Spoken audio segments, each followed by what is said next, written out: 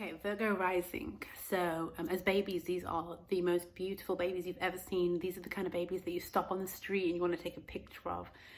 Really cute babies. As they get older, they become the type of people who can be really self-critical, really conscious of how they're being perceived from the outside, how they look, how they feel, really conscious of what their body looks like and how they're being dressed. Virgo risings are the king and queens of evidence. They need to know who said it, how you said it, the word for word, verbatim. They need quotes. They don't want like ums and ahs and I think, I feel. Like they want to know the facts. They are always about taking receipts. They need evidence and proof. Naturally with that then, Virgo risings tend to attract people of the opposite sister sign, which is Pisces. They tend to attract a lot of like spiritual people or very connected to their emotions, people who are more about the intangible things like feelings and emotions and want to talk about forgiveness and compassion and all those kind of things. Those are the kind of people that Virgo risings end up in relationships with, and they can learn a lot from each other. Virgo risings are also all about making the best decision in the most efficient, practical, most scheduled, planned way ever. And they kind of create this illusion for themselves that everything works out well when they do things like this. But actually, Virgo rising, you know for a fact that things can still go wrong no matter how much you plan.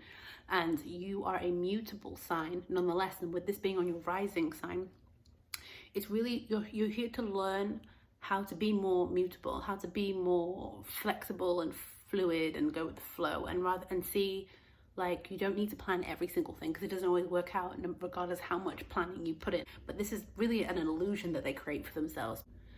You should be moving towards more that feels unnatural rather than what feels natural to you, which is planning and scheduling. And so another thing with Virgo rising people is that they are always on red alert with having the wool pulled over their eyes or feeling like other people might be perceiving them, deceiving them, telling them the wrong thing. They always want to be on top of things. They don't want to be in a position where they feel like they missed the mark, or someone got one over on them. They always want to feel like they're on top of the situation practically, so they don't feel like let their emotions get the best of them and then they missed something, and they don't want to feel like someone took advantage of them in any way. With this comes your almost like an obsession or an addiction to wanting to fix problems. You always want to fix.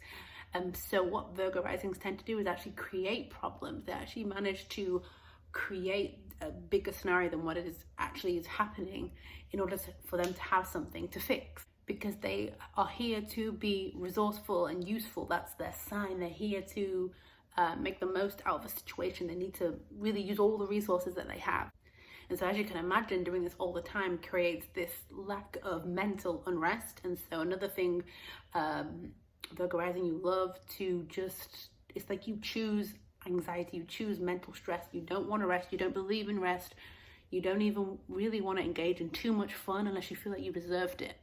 You can party, you can relax, but only when you feel like you've done significant or substantial amount of work in correspondence with the fun that you're having. Otherwise, it's just not going to be had. We're going to work.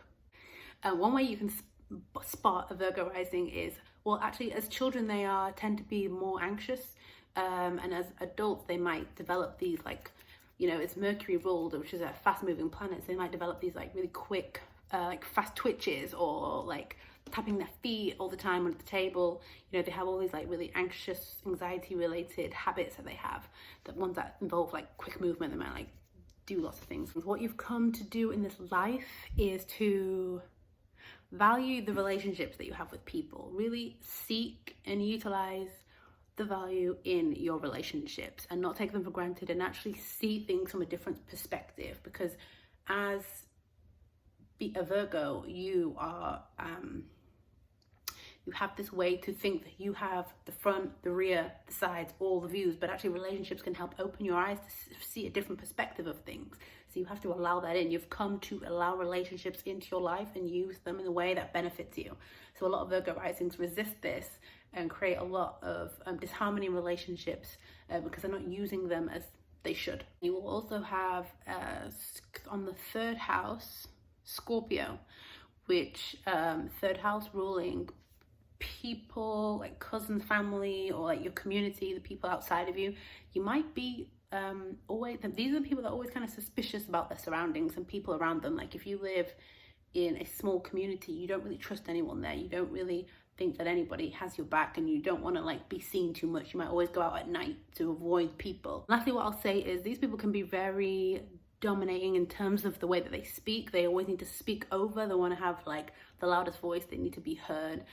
They can be very verbally manipulative in a lower form of this Virgo rising, but yeah, they have to be dominating in the conversation.